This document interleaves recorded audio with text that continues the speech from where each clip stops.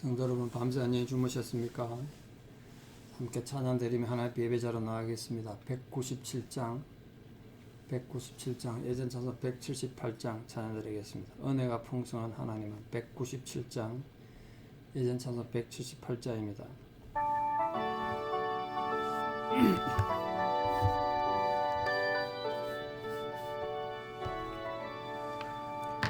은혜가 풍성한 하나님은 믿는 자 한 사람 한 사람 어제도 오늘도 언제든지 변찮고 보호해 주시네. 주여 성령의 은사들을 오늘도 내려 주소서. 성령의 뜨거운 불길로서 오늘도 충만케 하소서. 정욕과 죄악에 물든 맘을 성령의 불길로 태우사 정결케 하소서. 태우소서. 깨끗게 하여 주옵소서. 주여 성령의 은사들을 오늘도 내려 주소서. 성령의 뜨거운 불길로서 오늘도 충만케 하소서. 희생의 제물로 돌아가신 어린 양 우리 주 예수여, 구속의 은혜를 내리시사 오늘도 구원해 주소서. 주여 성령의 은사들을 오늘도 내려 주소서. 성령의 뜨거운 불길로서 오늘도 충만케 하소서. 주님의 깊으신 은혜만을 세상에 널리 전하리니 하늘의 능력과 권세로서 오늘도 입혀 주옵소서. 주여 성령의 은사들을 오늘도 내려 주소서. 성령의 뜨거운 불길로서 오늘도 충만케 하소서. 아멘. 신앙 고백 드리겠습니다. 나는 전능하신 아버지 하나님 천지의 창조주를 믿습니다. 나는 그의 유일하신 아들 우리 주 예수 그리스도를 믿습니다. 그는 성령으로 잉태되어 동정녀 마리아에게서 나시고 본디오 빌라도에게 고난을 받아 십자가에 못 박혀 죽으시고 장사된 지 사흘 만에 죽은 자 가운데서 다시 살아나셨으며 하늘에 오르시어 전능하신 아버지 하나님 우편에 앉아 계시다가 거기로부터 살아있는 자와 죽은 자를 심판하러 오십니다. 나는 성령을 믿으며 거룩한 공교회와 성도의 교제와 죄를 용서받는 것과 몸의 부활과 영생을 믿습니다. 아멘. 2022년 11월 23일 수요일 새벽 하나님 주신 말씀은 사사기 19장 1절에 3절입니다. 사사기 19장 1절에 3절입니다. 사사기 19장 1절에 3절 봉독에 올리겠습니다. 이스라엘의 왕이 없을 때에 그때 에브라임 산지 구석에 거류하는 어떤 레위 사람이 유다 베들레헴에서 첩을 맞이하였더니 그 첩이 행음하고 남편을 떠나 유다 베들레헴 그의 아버지의 집에 돌아가서 거기서 넉 달 동안을 지내매 그의 남편이 그 여자에게 다정하게 말하고 그를 데려오고자 하여 하인 한 사람과 나귀 2마리를 데리고 그에게로 가매 여자가 그를 인도하여 아버지의 집에 들어가니 그 여자의 아버지가 그를 보고 기뻐하니라. 아멘. 사실 아멘 할 수 있는 내용이 아니죠. 사사기 19장 이제 사사기 마지막 사건이 시작되는 장면인데요. 우리 앞에서 미가 집안의 우상 숭배와 또 단 지파의 우상 숭배에 대해서 보셨습니다. 그 내용과 직접적인 연관성은 없습니다만 비슷한 시기에 이 사사시대의 종교적 부패와 사회적 그 윤리 도덕이 얼마나 심각하게 무너졌는가, 그걸 아주 웅변적으로 보여준 사건이 이 19장부터 시작되는 이 레위인의 첩 얘기입니다. 이 첩을 가진 한 레위인에 대한 이 강파, 아주 사악한 행위, 또 그로 인한 기부와 거민들 전체의 엄청난 악행, 이런 것들이 이스라엘이 왕이 없을 그때 이 일들이 일어났다.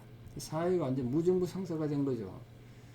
그 사회적 혼란뿐만 아니라 신앙적으로도 종교 지도자가 제대로 세워져 있지 않다 보니까 백성들이 완전히 자기들 생각대로, 자기 좋은 대로, 자기 속에는 좋은 대로 행하다 보니까 별일이다 일어나는 겁니다. 사실 이 사건은 굉장히 성경에 좀 하나의 스캔들 같은 사건인데요. 나중에 뒷부분 보면 알겠습니다만, 굉장히 제가 어릴 때 읽고 성경에 충격받았던 그런 내용이 이 사건입니다. 성경에 어떻게 이런 내용이 있지? 전 책을 좋아해서 동서고금 목란하고 여러 책을 많이 읽어봤는데, 사실 이거 삼류 무협 소설에도 잘 나오기 힘든 그런 내용이 다뤄지고 있습니다. 나중에 보면.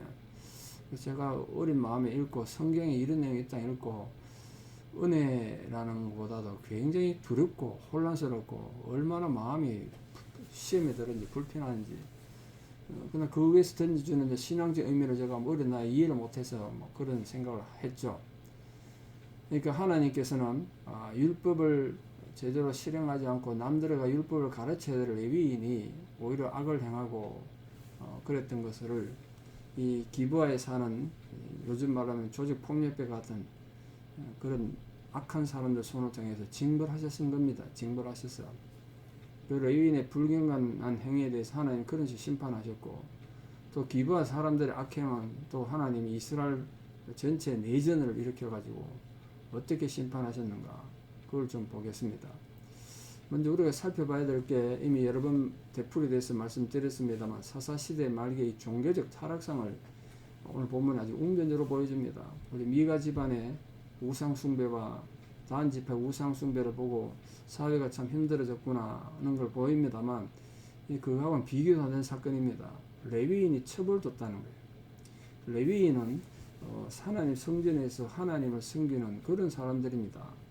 그런 신앙이고 종교인이니까 도덕적으로 윤리적으로 남들한테 모범이 되고 스승 같은 역할을 해야 될 사람인데, 이 처벌됐다는 거예요. 이 처벌됐다는 건 분명히 율법의 완전 간음이고 성적으로 타락한 거죠. 그 당시에 이 사회 도덕, 성도덕이 얼마나 문제가 많았는지, 하여튼 이 하나님 향한 성도덕이 땅에 떨어졌다, 그걸 보여주는 거죠. 또한 이 첩이 남편을 배반하고, 이 첩도 이 레위인에게 정상적인 부인이 아닌데다가 이 여자가 또 문제를 일으켰어요. 남자라 문제를 일으켰어. 그게 이제 발각이 된 거죠. 회개를 하거나 남편한테 사과한 게 아니고 부부싸움 됐겠죠. 친정으로 가버린 겁니다. 완전히 배신행위죠. 이런 정말 혼란스러운 일들이 사회에 일어났습니다. 성도덕이 문란해지고 사회가 혼란해진 이유는 하나님이 그들 가운데 없었기 때문이다. 백성들이 하나님을 떠났기 때문이죠. 그때나 지금이나 인간 개인의 사회의 혼란이도, 가정의 혼란도, 역사의 모든 혼란도 하나님을 떠나서 자기 좋은 대로 생각하는, 자기 마음대로 생활하는 그런 데서 발생합니다. 그걸 이스라엘의 왕이 없을 때 그렇게 표현하는 겁니다. 왕이 없었다는 역사적 어떤 기간보다도 그들 마음에 영원한 왕인 하나님이 계시는데 하나님을 그들의 왕으로 생각하지 않았던 뜻 아니겠습니까? 그러니까 그들 마음에 쉽게 말해서 전 이렇게 해석합니다. 그들에게 왕이 없었을 때는 국가가 조직되지 못하고 왕정이 시작되지 못해서 혼란스럽다는 것이 아니라 그들이 영원한 왕이신 하나님이 그들 마음에 없었다는 거예요. 왕이 없었다는 건 결국 하나님이 없었다는 거죠. 왜 그들에게 왕이 없습니까? 영원한 왕이신 하나님이 계시는데. 그때 오늘 우리 주인공 한 레위인이 등장합니다. 레위인이 어디 살았는가 잘 보십시오. 레위인이 에브라임 산지 구석에 살았다고 되어 있습니다. 에브라임 산지 구석에. 당시 그 하나님의 성막이 있었던 곳이 실로인데요. 실로가 에브라임 지파 경내에 있었습니다. 에브라임 지파 땅에 있었단 말이에요. 그러니까 이 본절에 등장하는 레위인도 실로에 있는 하나님의 집, 그 성막에서 일하는 직무를 가지고 있었던 것으로 추측됩니다. 레위인들은 다 거기 가서 일하지 않으면 먹고 살기가 힘들었거든요. 근데 여기 중요한 표현이 있습니다. 산지 구석이라며, 산지 구석에. 이 사람이 정상적으로 하나님을 섬기고 하나님 일 했으면 구석에 가서 살 리가 없죠. 성막 근처에 실로에 가서 살아야 될 텐데. 그러니까 이 사람은 하나님의 거처가 있는 성막이 있는 실로가 아니라 저 구석에, 왜 구석에 갔겠습니까? 남들 눈치가 보인다는 거죠. 레위인 입장에서 첩을 뒀으니 사람들 입방아에 얼마나 오르내렸겠습니까? 또 남들 눈치는 얼마나 받겠습니까? 그러니까 남들 눈치가 있으니까 레위인이면서 떳떳하게 살지 못하고 구석에 가서 살았다는 게 구석에. 이거 표현을 잘 보세요. 그 레위인이 또 첩을 취했다는 사실, 이게 참 심각하죠. 뭐 우리 아브라함이나 요셉이나 또 이삭이나 여러 부인을 여러 명 두는 사람들, 야곱도 그렇고 부인을 여러 명 뒀기 때문에 성경이 뭐 중혼 부인을 여러 명 둬도 된다고 생각하는 그런 잘못된 생각을 혹시나 할 수 있습니다만, 거기에 대해서 또 다르게 해서 다뤄야 되겠습니다만, 하나님은 원래 한 남자와 한 여자를 통해 가정을 이루셨습니다. 그게 정상적인 하나님 방법이었단 말이에요. 결코 성경이 믿음의 4대 족장들이 부인을 2명 이상 뒀다고 해서 중혼을 장려하거나 그런 이 첩을 두는 것을 정상적인 제도로 인정했던 건 절대로 아닙니다. 그걸 오해하시면 안 됩니다. 그러므로 레위인이 본처를 두고 첩을 뒀다는 것은 이 하나님 앞에 개인적으로 신앙에 문제가 있었다는 것, 그리고 사회적으로도 문제가 있었고, 그 본부인이 또 마음이 얼마나 힘들었겠어요. 그 과정에 하나님을 대한 배신과 모든 비극의 씨앗이 거기 시작된 거예요. 두 번째 또 문제가 있습니다. 이 레위인의 첩이 행음했다는 거예요. 쉽게 말하면 외간 남자라 눈에 맞았다는 거예요. 근데 그리고 부부싸움 되니까 자기 친정으로 도망가 버렸어요. 근데 레위인이 그 첩을 또 다시 데려오기 위해서 그 처갓집에 찾아갔다는 거 아닙니까? 이게 당시의 사회 윤리가 얼마나 파괴됐는가, 그걸 강조합니다. 왜냐하면 율법에 의하면 행음한 여자는 반드시 돌에 맞아 죽어야 했어요. 레위인은 율법을 누구보다 가장 순종하고 지켜야 됐던 사람 아닙니까? 근데 레위인이 그 바람나서 도망간 첩을, 본부인도 아닌 첩을 불쌍히 여기고 죽이지 않고 다시 데려왔다는 거예요. 그럴 수는 않는 거죠, 레위인이. 자기가 첩을 둔 것도 부끄러운 일인데다가 그 첩이 문제를 일으켰으면 율법 따라서 행해야 다른 사람들이 그걸 보고 우리가 하나님의 바로 살아야 되는구나, 그렇게 생각하지 않겠습니까? 종교 지도자인데. 근데 레위인이 자기 첩이 문제를 일으키고 그럼 온 동네 소문 나지 않았겠습니까? 그 친정으로 도망갈 정도면.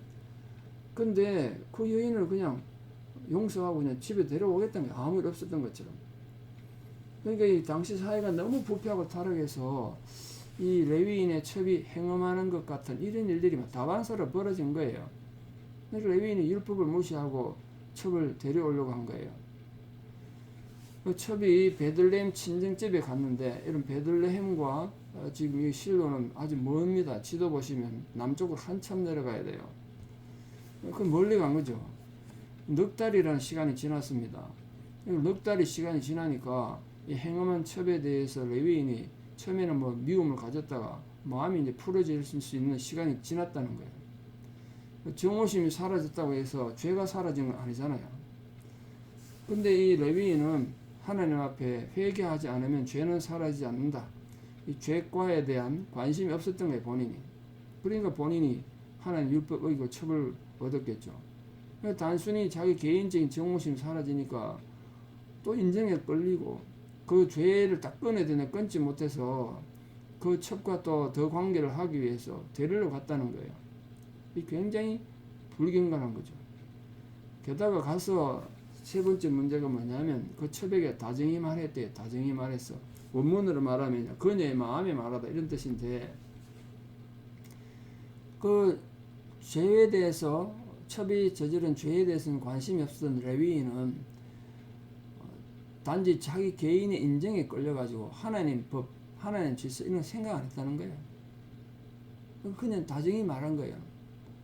레위인의 범죄로 인해서 자기가 상처받은 그 모든 것들, 또 하나님을 실망시켰던 모든 것을 제쳐놓고 첩의 마음에 말했다니까. 위로하고 격려하고 괜찮다, 뭐 그만한 일 괜찮다, 내가 다 용서해줄게, 이러고 데려갔다는 거지. 집으로 데려가려고 그랬다는 거예요.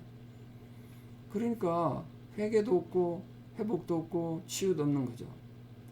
그러니까 여인이 자기 남편을 아비 집으로 데려갔다는 거예요. 그걸 뭘 우리가 알려주냐면, 레위인이 자기 첩에 찾아갔을 때 처음에는 뭐 갈등이 좀 있었는지 모르겠습니다만, 그 첩이 레위인을 자기 아버지에게로 집으로 인도한 걸 보면 둘이 화해한 거예요. 우리 예전처럼 살자는 거예요. 예전처럼 죄 가운데 살자는 거예요. 그러니까 이 레위인도 회개가 없고 첩도 회개했다는 게 없어요. 회개했다는 어떤 이런 방구도 없습니다. 본문에 누구도 회개하지 않았어요. 이 사건에 대해서. 하나님이 그걸 그냥 두고 보시겠습니까? 그래서 지금 앞으로 끔찍한 비극이 벌어집니다. 한 개인이 이렇게 회개하지 않고 문제를 그냥 뒀을 때 그게 결국은 점점 커져가지고 민족 전체 문제가 됐습니다. 민족 전체 불행이 됐어요. 이 레위인과 첩이 회개하지 않는 이 악행 때문에. 그럼에도 불구하고 레위인이 이 첩과 화해했다는 것은 근본적인 죄의 문제는 덮어두고 그냥 인간적인 방법으로 좋은 게 좋은 거 아니냐, 그게 은혜지, 이러고 넘어갔다는 거예요. 여러분, 우리가 은혜로 구원받고 은혜로 사는 백성 맞습니다만, 죄를 덮고 죄가 없는 것처럼 생각해 주는 그건 은혜가 아니에요. 같이 망하는 길이에요. 죄는 죄라고 말해야 되죠. 근데 여러분, 항상 그렇습니다만 죄를 지적받아 가지고 사람이 자기 죄를 인식하고 회개하는 건 거의 불가능해요. 참 힘들고 어렵습니다. 그러면 되면 그 사람 희망이 있죠. 그렇군요, 목사님 제가 잘못했네요, 회개합니다, 이러면 자기도 살고 가정도 사는데 그게 잘 안 되죠. 내가 뭐 잘못했냐는 거야. 이게 지금 레위인의 문제고 첩의 문제인데, 본문에 가르치는 게 뭡니까? 그게 당시 이스라엘 백성들의 영적 상태였다는 거예요. 이거는 우리에게 주는 교훈이 뭡니까? 우리 살아가는 모든 삶도 언제나 이런 실수할 수 있고 이런 문제 생길 수 있습니다. 그때 우리는 어떻게 해야 되냐는 거예요. 어떻게 해야 되냐? 하나님 앞에 진정으로 회개하고 하나님 두려운 줄 알아야죠. 하나님 두려운 줄 알아. 그래서 우리가 올바른 삶을 회복함으로 가정이 회복되고 우리 신앙도 하나님 앞에 복받는 그런 성도들로 살아가야 되지 않겠습니까? 한 해가 또 이렇게 저물어 갑니다. 이제 내일이면 추수감사절인데요. 여러분 가정에 추수감사절의 축복이 함께하기를 바랍니다. 그러나 지난주 설교한 것처럼 예배하는 자는 감사함으로 예배드리고 하나님의 영화롭게 해야 되지 않겠습니까? 우리 모두 이 본문이 주는 교훈을 타산지석 삼아서 하나님을 바르게 예배함으로 하나님의 영화롭게 하고 그 행위를 옳다고 인정받는 복된 성도들 다 될 수 있도록 주께서 함께 하시기를 기도드립니다. 다 같이 기도하겠습니다. 참 좋으신 아버지 하나님의 은혜와 사랑을 감사합니다. 인간이 이렇게 어리석고 연약해도 하나님의 사랑은 끝없이 우리를 향한 줄 믿습니다. 끝까지 우리를 기다려주시고 용서하시는 아버지 하나님, 하나님 아버지를 배신하고 떠나간 탕자를 집문 밖에서 기다렸던 그 아버지의 마음이 우리를 향한 하나님 마음인 줄 믿습니다.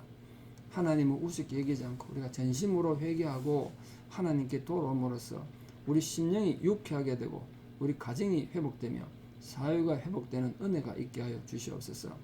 오늘 본문 말씀처럼 이스라엘의 왕이 없을 그때 그들은 자기 소견에 좋은 대로 온갖 악행을 행하면서도 죄가 죄인 줄도 모르고 그저 죄를 덮고 그것이 은혜인 줄 알고 그렇게 살았습니다. 우리 그럼 어리석음을 되풀이하지 않도록 부디 말씀 앞에 우리 자신을 바르게 내어놓고 주의 올바른 인도를 받는 귀한 성도들 될 수 있도록 도와주시옵소서.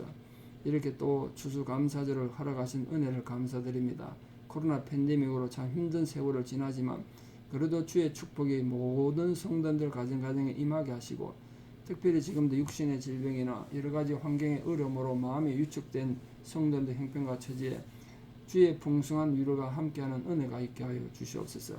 이제는 우리 주 예수 그리스도의 은혜와 하나님 아버지의 만극하신 사랑과 성령님의 위로 교통 역사하심이 주를 진실로 사랑하고 섬김으로 올바른 삶의 열매를 맺어가기를 결단하는 사랑하는 성도님들의 신앙의 고백 위에 또 사랑하는 우리 원근각지 흩어져 있는 사랑 모든 자녀들 삶 위에 이제부터 영원토록 함께 하시옵기를 간절히 축원하옵나이다. 아멘. 예, 오늘 하루도 믿음으로 승리하시고 수예배도 많은 참석 바랍니다. 감사합니다.